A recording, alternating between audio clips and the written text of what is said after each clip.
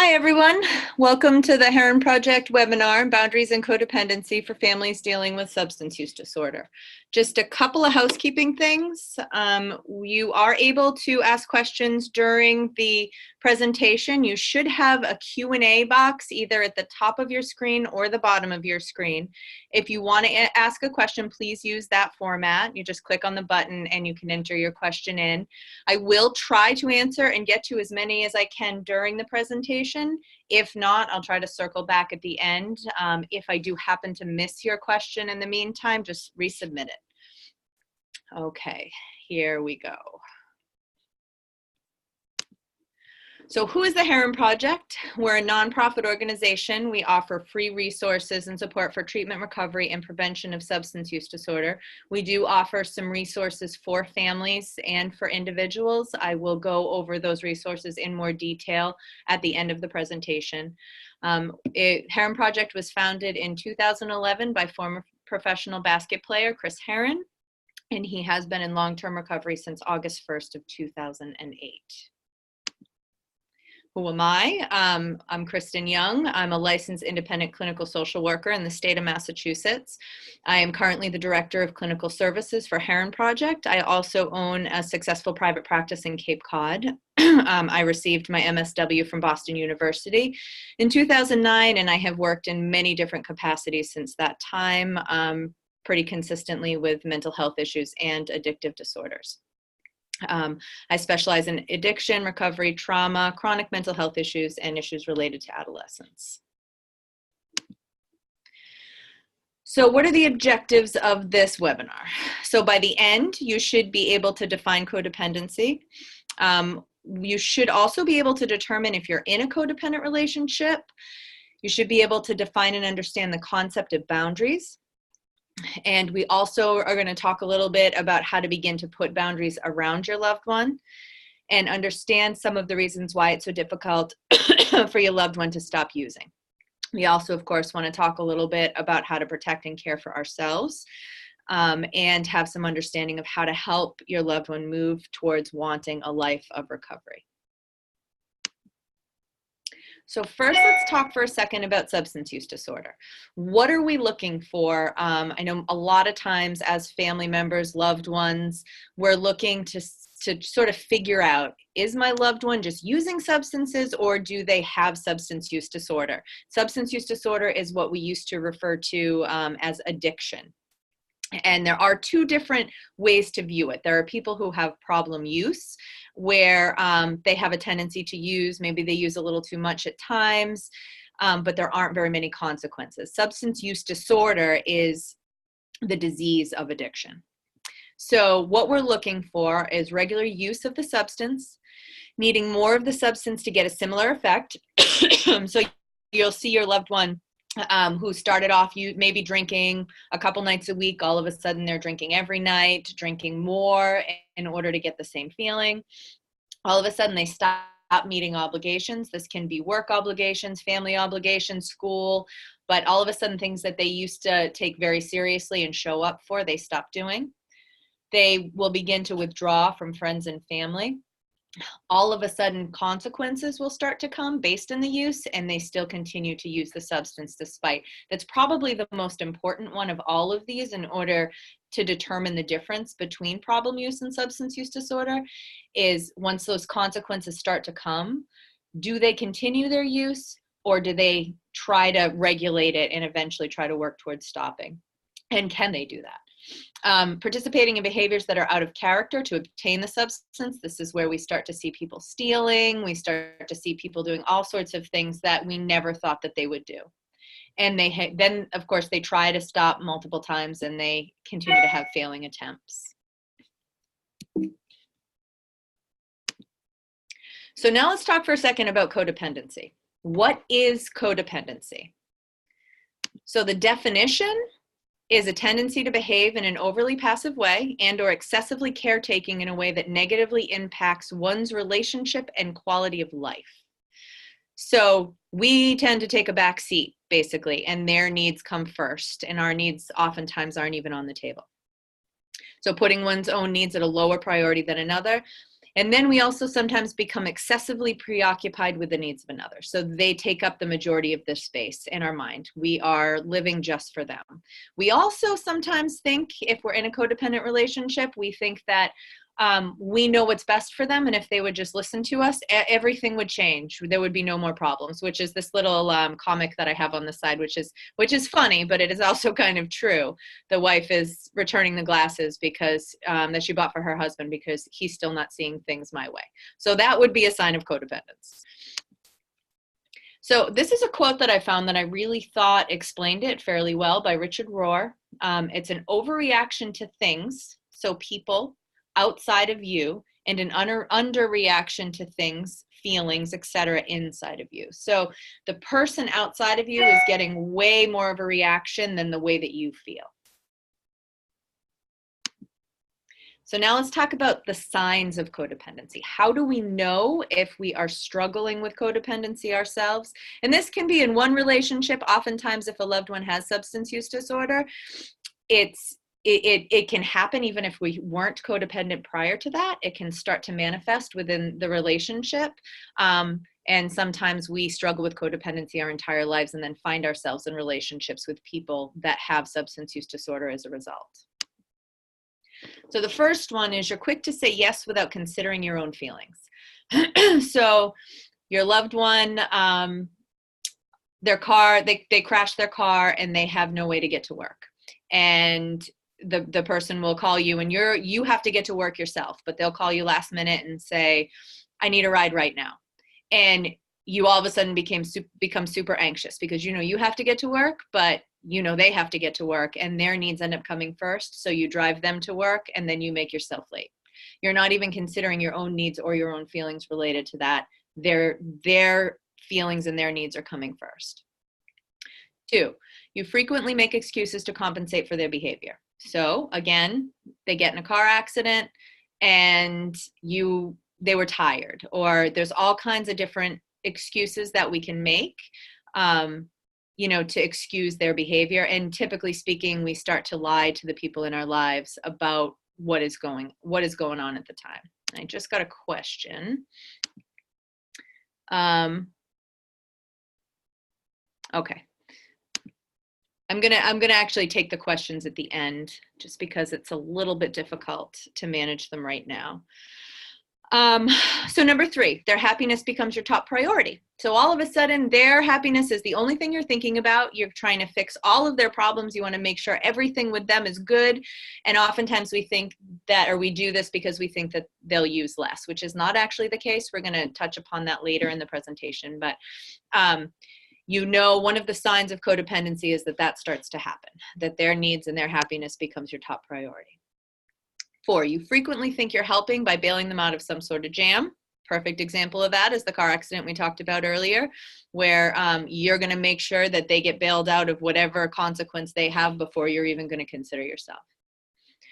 5, you have lost your own identity, interest, and desires. So this is a big one. All of a sudden you find things that you used to enjoy doing no longer show up on your priority list because you're so busy trying to make sure they're okay all the time. They don't fight fair and they manipulate you to get their way. So we find ourselves oftentimes arguing about all sorts of things. They're lying to us.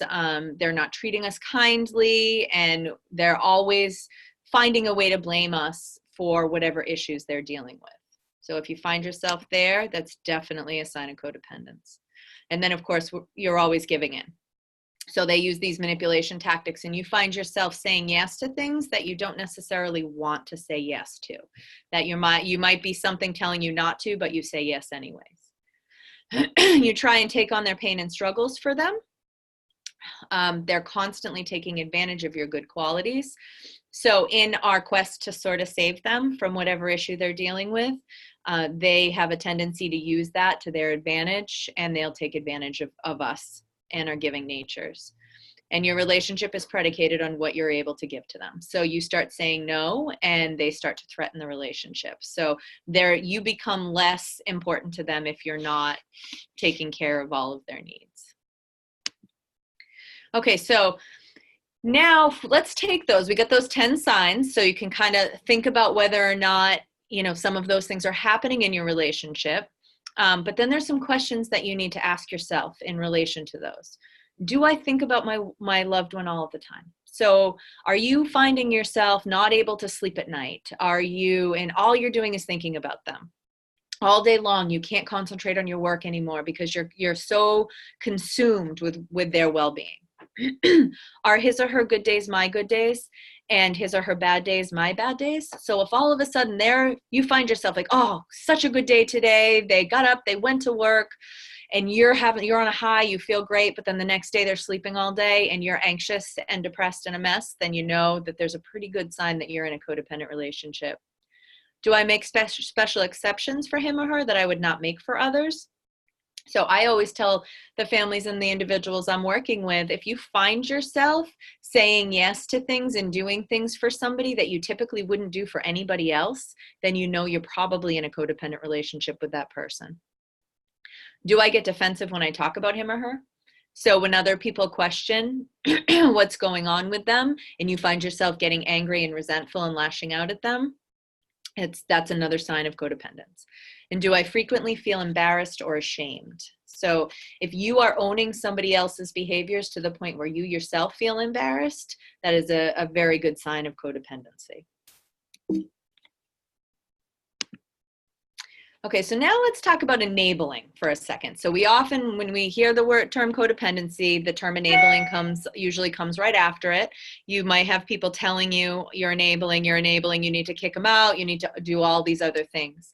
I prefer to not use the term enabling, because really what we're doing is trying to keep our loved ones alive, right? And so I like to refer to it more as fiercely loving and protecting the people we love, because that's really what we're doing. And when it comes to substance use disorder, which is a disease, which I'll touch upon again later in the presentation, but it is a disease. Science has proven this. So, you know, we have a tendency, because we know they're sick, so we have a tendency to want to do for them what we would need if we were in a similar situation. But most of us don't have substance use disorder. And those of us who have struggled with substance use disorder sometimes kind of detach from that and forget what it was like when you were in it. And the reality is that this is one of the few diseases that doesn't respond to that. We cannot love somebody out of substance use disorder. So we don't want to continue doing that. We want to try new things. I love this quote. I use it a lot. Give a man a fish, feed him for a day, teach a man to fish and feed him for a lifetime. We want to try to move our thinking more towards that. So instead of, in our minds, we'll say things like, well, he can't do this. He's not capable of this. Or she's not able to right now. She's too sick. So we'll fix all the consequences for them. And the reality is that with the disease of substance use disorder, we have to allow them to feel the consequences. We have to allow them to feel the pain of their choices in order for them to want to stop. As long as your loved one is warm and comfortable and fed, they're probably not going to want to stop using, because their pain is so high that they're using the substance in order to medicate that pain. And if we're making them very comfortable in that, they're never going to choose the pain that's sobriety. So we want to make sure that they're feeling all of those consequences. And on top of that, we want to make sure that they know that we believe in them, that we know that they can do these things for themselves. And if we're constantly swooping in and fixing things for them, all we're doing is teaching them that they're not capable. And it actually leads to less self-esteem, and we want to build them back up. So it's incredibly important that we can sit beside our loved one and help them, but that we let them take control and we let them feel the benefits of fixing things on their own and learn that they are more capable than they think they are and that we think they are. So we want to continue to make sure that they're aware that we believe in them and we know that they can do this, they can fix it, they can live a life of recovery. So now, how do we change all this? How do we move from being in a codependent relationship, and we'll use the word enabling for lack of a better term? What do we do in order to help change this? Okay, boundaries. So this is another term that is thrown around all the time, and what does it mean? What is it? I love this picture here with the the line is right across the road, because that's what it is. A boundary is a fence. It's a line that separates us from another person.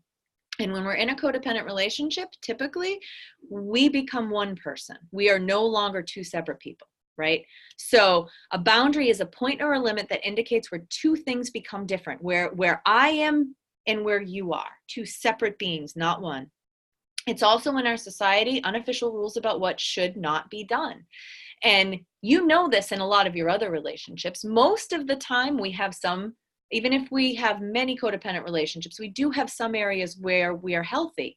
And sometimes it can be in work relationships, sometimes it can be in friendships, sometimes it can be in romantic relationships, and where you would hold people to a higher set of standards, right? So they know what they can and cannot do with you. We want to make sure that we're doing this in all of our relationships and not just a few. And it's limits that define acceptable behavior. And you guys, most of you know these rules. If you're in this room today, you in this webinar, you know that there are rules that you follow every day in your life. And what we want to do is start to expect those from your loved one who's struggling as well. So how do we set boundaries? When do we set boundaries? First of all, we used to use the term hitting rock bottom, right? And that's when people would get better. We don't want to wait till that anymore. It's a very different world out there. We want to make sure that we're giving our loved ones opportunities no matter where they are to choose recovery, okay? And the way that we do that is by setting these boundaries. But we don't want to do it in an angry or a mean or a judgmental way, okay? We always want to try to do it with love. And many times we end up getting so burnt out, and I'm sure many of you have done this, where you start to judge and you start to get angry and you start to blame, and all that does is knock them further down. So if we can learn to put positive, compassionate boundaries around them, we hopefully won't get to that place where we're kind of tearing them down. So basically what we want to try to do is use compassion, okay? We want to try to avoid the blaming and the shaming. If you happen to do it, that's okay. But own that and go back and say, I'm sorry, I shouldn't have said that. And I love you and I believe in you and I know you can do this, okay? That's the thing that I use all the time. I know you can do this. Set clear limits in advance.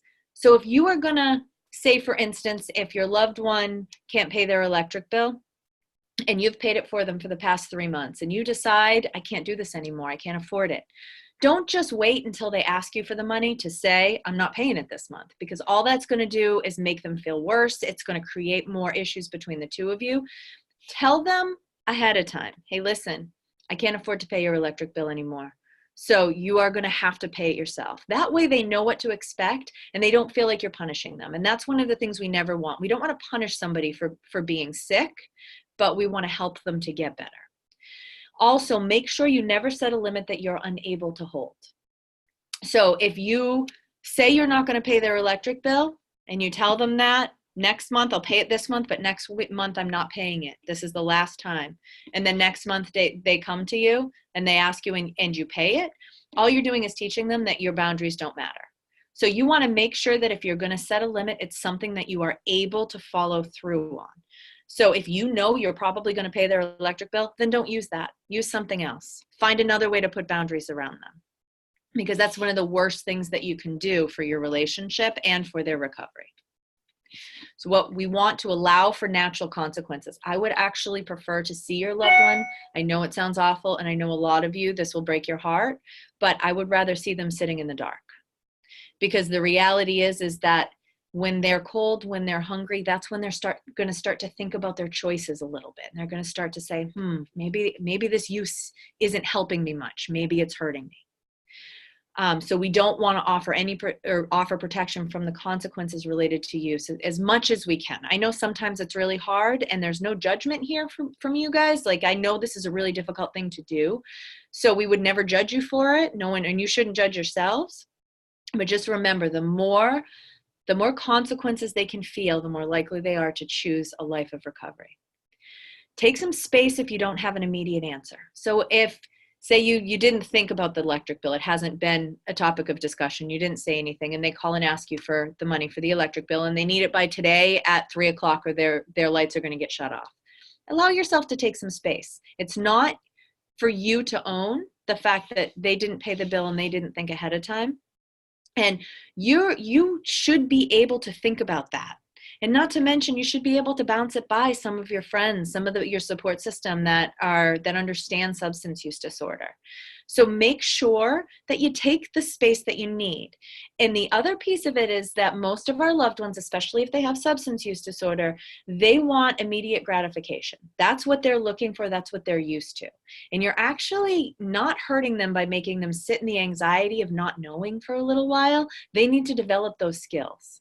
So you're actually helping both of you if you do that. And also reflect. If you made a choice earlier today and you paid the electric bill and you wish you didn't, just reflect on it and figure out how you're going to do it differently next time. Have a plan, because most likely they're going to come back and ask the same thing a second time.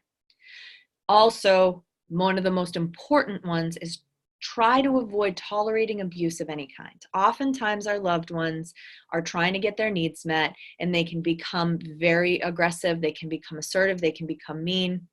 Don't tolerate that. The best thing that you can do for your loved one is to hold them accountable for that. I often work with families around trying to get people to call the police when someone's being physically assaultive, and I know it can be very difficult, but that's exactly what they need. Again, you want to make sure you hold them to the same standard that you would hold somebody else in your life. And if you know that you wouldn't tolerate that kind of behavior from anyone else, then make sure you don't tolerate it from them either. Hold them accountable. You're only doing them a favor. Okay, so once you've set the boundary, once you've said, hey, I'm not gonna pay your electric bill anymore, right? How do you protect them? How do you protect these boundaries that you're setting? You need to be aware of your own needs, and you need to allow yourself to have them. It is okay for you to be concerned about your own bank account. It is okay for you to be concerned about your own mental health, and any need that you have actually does need to come into the equation. And when our needs don't, all we're doing is perpetuating the problem, and we're not helping them get better. So be aware of your own needs and make them a part of the equation as well. Be aware of your own comfort zone. Know what makes you comfortable. Know what makes you uncomfortable, and voice that. And if you are in a place where your loved one is not treating you kindly and they want something and you're not giving them an answer, or you've said no and they won't stop, turn off your phone. If they come to the house, don't answer the door. Make sure that you are protecting yourself, because what eventually happens is we burn out. And when we burn out, we're not there to love them. And they need us to love them. They actually need us to love them more than they need us to fix their problems. So make sure you take care of yourself. Make sure you turn that phone off. I know for some of you that probably seems almost impossible, but I have seen how family members, when they start, and loved ones, when they start to get help for themselves and learn how to do this, how quickly it can change, and they get peace, and the loved one will start to respect those boundaries after a while. It does get a little worse before it gets better. Also, use time and space. We already talked about that one, but you need to remember that it's good for them to sit in that anxiety of not knowing your answer. You're actually helping them. And also, again, call emergency services or the police if they are being aggressive. The reality is that most of your loved ones love you, okay? It doesn't feel like it. It may not seem like it. And they're not well. And if they hurt you, they then have to live with it for the rest of their lives. So you're not only just protecting yourself, you're also protecting them from that. If they're angry with you for calling the police, that's fine. They will eventually forgive you once they recognize and they have a clearer head. Okay, so another key point about boundary setting. It's your responsibility to set your boundary and to hold it firm. It is not theirs. So if you tell them you're not paying their electric bill, and they still call you and ask, that's okay. Try not to be angry at them, especially if it's something you have done consistently in the past. They don't know that your boundary is firm. It's not their job to respect it. It's your job to set it, and it's your job to hold it. So you just keep reiterating no. And my best advice in this area is saying, wow, I'm really sorry to hear that you can't pay your electric bill. I can't pay it for you this month, as I've already told you. So what are you going to do about it? Put it back on them. You can help them troubleshoot ways that they might be able to figure it out. Most likely they're probably going to hang up on you, but you can help if they're willing to let you. But keep putting it back on them and keep reminding them that they are able to figure these things out on their own. That you know that they have the ability. If they would just start to concentrate on recovery and making better choices instead of active use. And that's what I want you to say to them. That's what generally works the best. So how do we take care of ourselves when it comes to being in this place? Well, first of all, you need to find a good therapist or a life coach that understands substance use disorder. I cannot stress this enough. You guys are in very difficult places, okay? Whether it's a child or a spouse or you're in AA or NA and you're trying to help the people around you. It is a very difficult thing to do and a very difficult place to be in, especially when you're a caring, loving person, and which is oftentimes where the codependency comes from. You need somebody that can help you sort out your own feelings and your own needs, because oftentimes we don't even know. So go and talk to somebody and find somebody that you can relate to that understands substance use disorder and can really, really help you do that. You need to find a support system of supportive people that also understand substance use disorder. And you need to reach out to them when you're not sure. Like, hey, Sally, I need help. I just told my son that I'm not going to pay his electric bill, and I feel like I've done the wrong thing, and I need to hear that it's the right thing, because a lot of these decisions break our hearts, and it's really awful to watch. And we need people in our corner that are reinforcing that we're doing the right thing. Also, research substance use disorder. That is an incredibly important one as well. If you look at studies, the family members and the loved ones that do the best are the ones whose families are not only getting support, but are also researching and know a lot about the disease of addiction. So do as much research as you can. Right now, the two books I want to throw out at you regarding that are Codependent No More, if you feel like you're struggling with codependency, and Saving Jake, especially if you're a parent who's dealing with this with a child. Also, so attending meetings, that is very, very, very important. They need meetings and we need meetings. Those of us that have a tendency to struggle with codependency, we need support because we don't know how to do it differently. And why would we? Right? We wouldn't know how to do it any different. We've never had to do this. Many of us have never had to do this before, or we haven't learned about it. And you don't know what you don't know. So attending meetings and being around people that have already struggled with this, who have done it, who have tried some different things, can be very helpful. And I've listed a few here. There's Codependence Anonymous, there's Al-Anon, there's Learn to Cope. They're all really great resources, and you can find all the information right online for all three of those. And we at the Heron Project also offer regular support groups for families. I'm going to go over those in a little bit more detail towards the end of the presentation. So here's another just good point that I wanted to point out here is the start of self-love to self-honesty. So oftentimes, just like they can kind of lie to themselves, so can we. And we don't realize how sick we've become within this codependent relationship and our own codependency issues. So if you could really start to try to at least be honest with yourself about where you're at with your loved one, and that's really the first place to start is, yeah, he's struggling and he might have substance use disorder. And you know what? That's okay. The longer we stay in denial, the longer we stay sick. The sooner we reach out for help, the sooner we can start to move towards recovery for the whole family. So that's a super important piece. So just to finish off here, one of the questions I get from family members all the time is, why can't he just stop? Especially if you yourself are not struggling with substance use disorder, it's very difficult to relate to. We're like, I don't understand this. You lost your license, you lost your house, you lost your relationship. Why would you still use?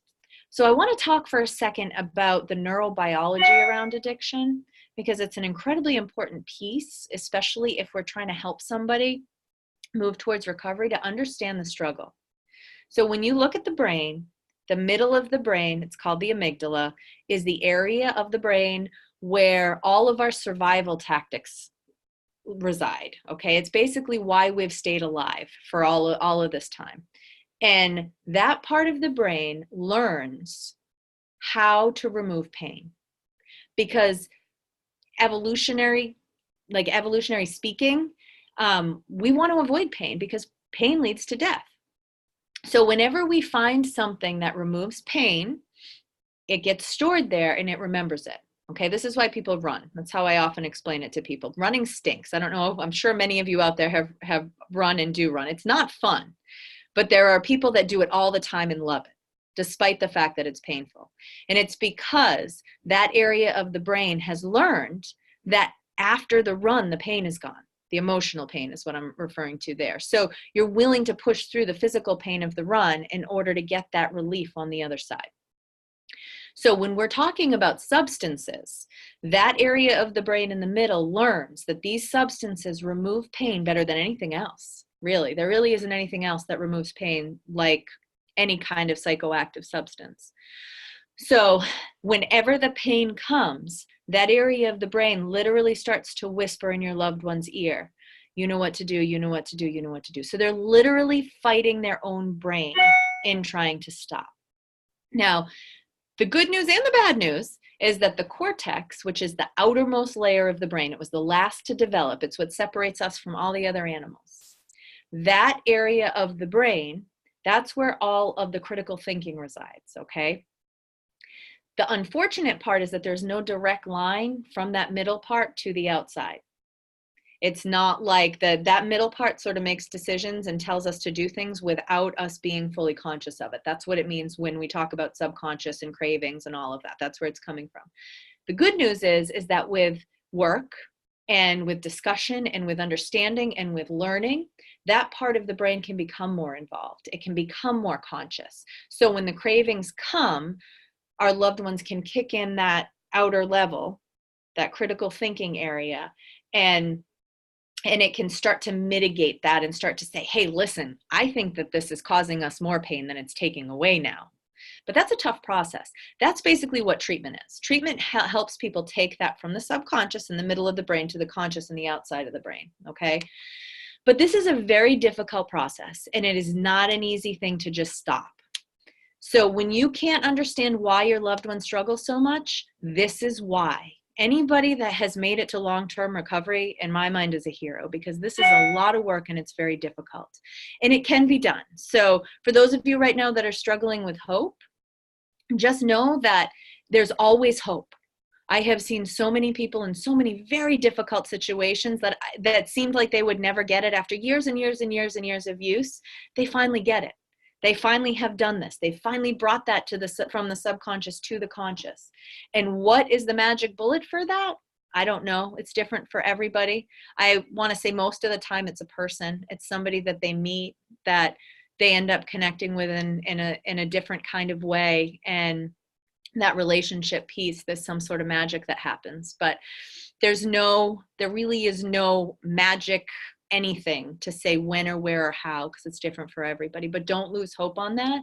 And this is the stuff that you guys need to learn about, because the more you know about this, the more you're going to be able to understand what's going on with them, and the less blaming and shaming that we do, and the more we allow them to take personal responsibility for themselves. And when all of that starts to happen, they may not end up in recovery right away, but they start the journey there. And I often tell families that recovery is a journey, not a destination. I think as loved ones, we really hope and pray that they're going to wake up one day and they're just going to be in recovery. And unfortunately, that's not how it works. It's generally a path and a journey with lots of bumps on the road, and sometimes going backwards for a little while before going forwards again. But what we want to do is we want to see more of, think about recovering more in terms of, are they making better choices instead of, are they sober? Sober is always the goal, right? Always. But as long as they're making better choices, you should be happy. Because if their relapses are getting further and further apart and their periods of sobriety are getting longer and longer, that's a win. If they're using a different substance, say they're not using heroin anymore and now they're drinking, right? Is that ideal? Absolutely not. But it is a win, because they're doing better. And we want to make sure we're pointing this out to them and we're celebrating these things. Like, hey, listen, I know you haven't done heroin and I'm so incredibly proud of you. Mention it, because that's what's actually going to lead towards more recovery. They need to feel better about themselves. Okay, so just to finish up, want to talk a little bit about the family support services that we offer here at Heron Project. We offer many different types of support groups. They're all virtual. So you log on and you can see each other's faces, and it's a lot of healing going on. They're all completely free. They all last about an hour, and they're all led by licensed clinicians. So there's a spousal support, there's family support, there's grief group, there's seeking sobriety. That one is for people who are actually in recovery, who haven't committed to a life of recovery yet, but they're kind of contemplating it and hoping to get there. If you have any loved ones that are still actively using, that's a great thing to point out to them. And then we have our parental support groups. And we also offer 15-minute phone consultations with licensed clinicians. So you can go right onto our website. You can find the information on all of these, both the support groups and the consultations. You can sign up for the consultations on the website. And the consultation is basically just a 15-minute phone call with a clinician. If you're stuck, if you're not sure what to do, if you're not sure where to go, and you just need to run something by somebody, you can sign up for one of those. And we're happy to sort of help you get on the right track. And we do also offer other services. The treatment and recovery services are an important one for most of you, for your loved ones anyhow. So we do offer what we call treatment navigation, which is basically your loved one can give us a call or go to our website, and we will help them find a really good, solid treatment facility for them to go to based on the resources that are available. So you don't have to do that, which is always the good news for families. You can stop trying to run the program for them and find them their treatment options, because we'll do that for you, and then you can just be the loved one. I already spoke of the family support services. We also offer a prevention and wellness program that's more in school systems, where we're trying to teach kids some coping skills so they can hopefully not lead to addiction, how to cope with the difficult feelings instead of moving on to using substances. And then Team Herren Project, that's where we raise most of our funds. If you're a runner or a walker and you want to help us raise some money to keep all these amazing programs going, check that out. And all of this information is on our website. And here's our team. Team of amazing, very committed individuals who are there to support you guys in any way that we can. Okay, so now here's our contact information. I'm going to leave this up for you. I'm going to start my video so we can see each other. And I'm going to try to answer some of these questions. I got some chats. Let's see.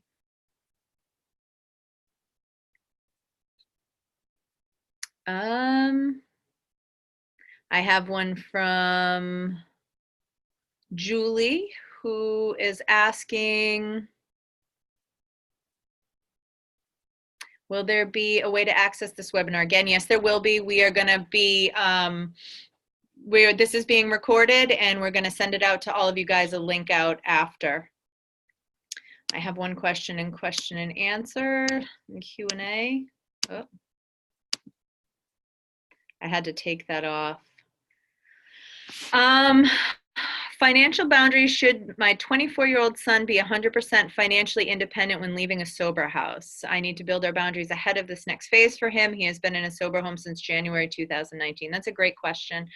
I don't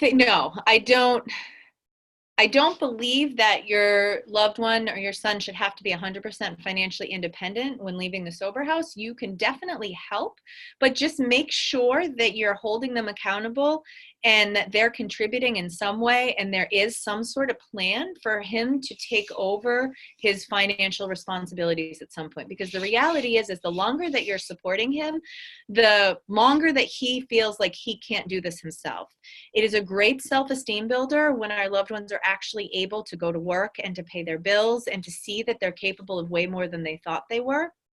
So I would definitely do what you need to do to help him, but try to make sure that you have a very solid plan. that is in place that the two of you have discussed and agreed upon beforehand. When we offer some scholarships to sober living for individuals coming out of treatment, and the way that we do it is it's a 7-week program. They also get a recovery coach during that time. But we picked 7 weeks for a purpose. So the first month, their rent is paid in full, because it's very difficult to come out of treatment, especially if you have lost everything, and immediately start paying. So we give them a month to find a job. And then at the beginning of the 5th week, it goes down by 25% each week after that. So the 5th week, they're responsible for 25% of their rent. We pay 75, and then 50-50 the following week. And then we pay 25, they pay 75. So we're kind of trying to give them a leg up. And they agree to this in the beginning. So that's the way I want you guys to start thinking about this, is that you want to give them a leg up, but you also want to slowly pull out so eventually they can do it on their own. Okay, got a couple more chats. Let's see. When a loved one is in recovery and now in IOP, now is it enabling to send them grocery cards and pay for rent for sober house rent? IOP is 4 days a week, and he now wants to go to trade school to be able to develop a marketable skill later on. It's different in every situation, so I'd need to know a little bit more about what's going on. I think the way that I always tell families to think is, do you feel like it's a good investment? Because none of us are going to invest our financial resources into something if we know it's going to fail. So if your loved one is doing all the right things, if they're going to meetings, if they're talking the recovery talk, I often talk to families about recovery speak. You can tell when somebody is serious about their recovery and when they're not so serious about their recovery, the way that they talk, when they're appreciative, when there's gratitude, when they allow you to go through whatever you're feeling in regards to their previous decisions and all of that. That's more recovery speak. And that's what you want to invest in. So if you're seeing that and they need a little help, absolutely do it. Help them. Not paying all their rent and paying all their bills, but give them a leg up, like I said.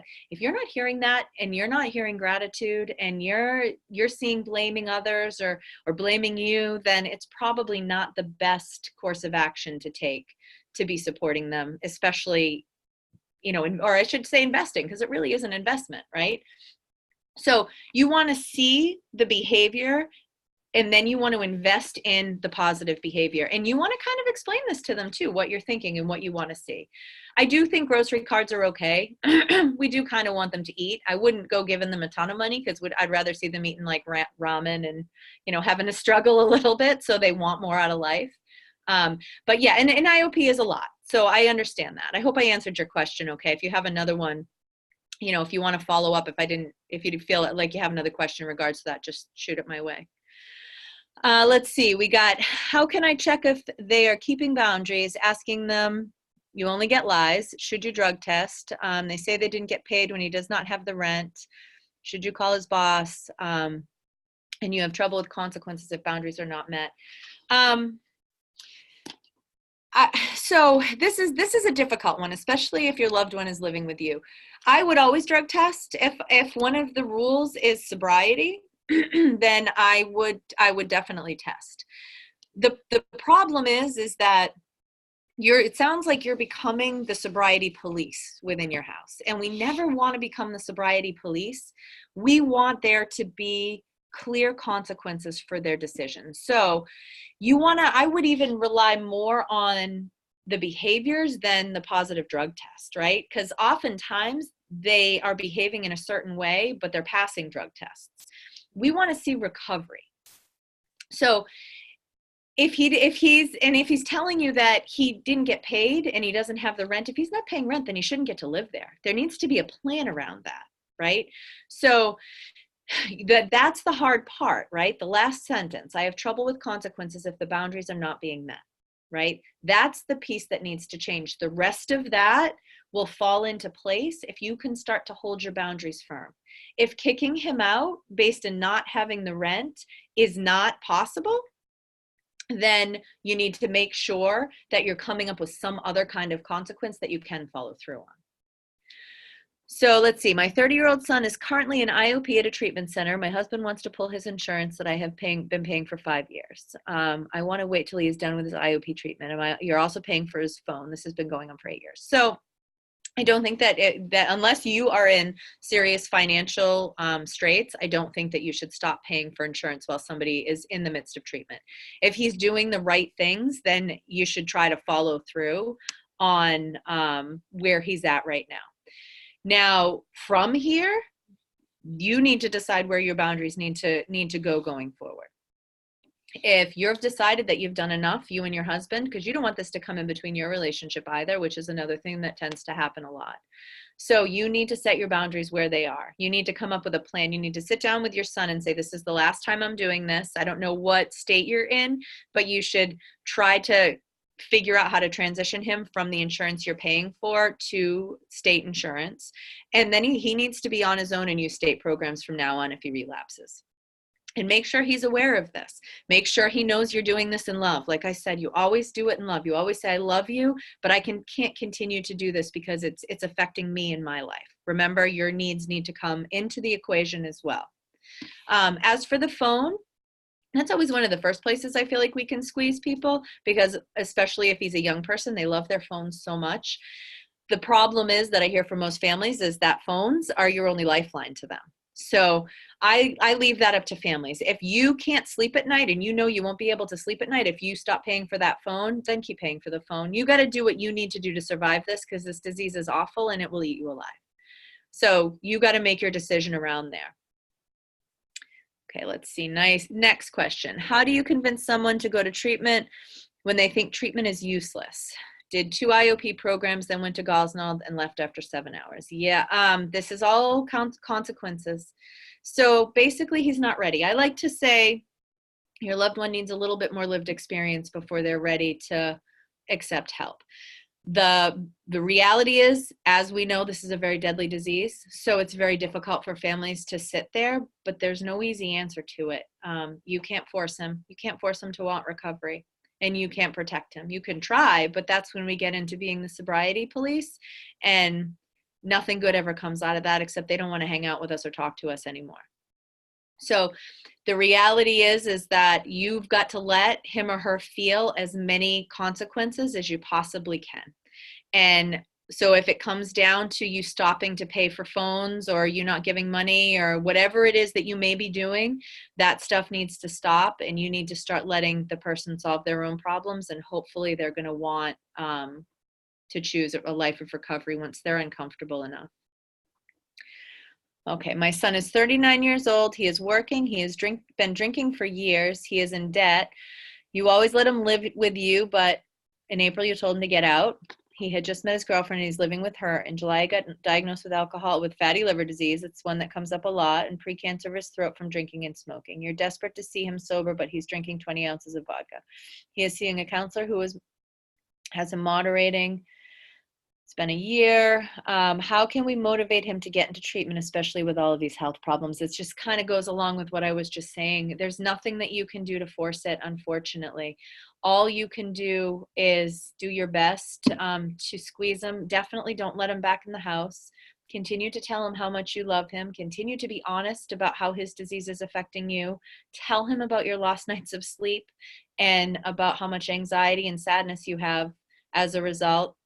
And continue to tell him that you know he can do it. We always have to remember that issue that I was talking about with the brain, it's very real. So it's very difficult for them to stop, especially considering the fact that when they're sober, they're in a lot of pain. So when they're in all that emotional pain, and the body can't tell the difference between physical, or the brain can't tell the difference between physical and emotional pain. And when that emotional pain comes, that middle of the brain is saying, you know what to do, you know what to do, you know what to do. And this isn't an out for them, because we have to hold them accountable, because the accountability is what drives recovery. But this is why he's in this place. So continue to tell him you love him and that you hope he makes a change, and that you can no longer do these things that you see could potentially lead to more use. Okay. I think that's all the questions I have. I see Sorry, you guys, this is kind of hard to read all these questions. A lot of you are putting them in chat, and when you put them in chat, it's very difficult for me to read them. So if you have any more questions, you can always feel free to email them to me, Kristen@heronproject.org. It's KRISTIN @heronproject.org. Herren is HERREN. And I'm happy to answer any questions via email. You can find all my information up on the Heron Project website as well. So thank you very much for coming today. I hope this was helpful, and I'm hoping that we're going to be able to do some more of these going forward. Okay, you guys, will be sending out the video sometime this afternoon as well, and it will also be up on all of our social media outlets. Okay, guys, have a wonderful day, and I hope this helps you put some perspective and have some ideas on how to help the people you love.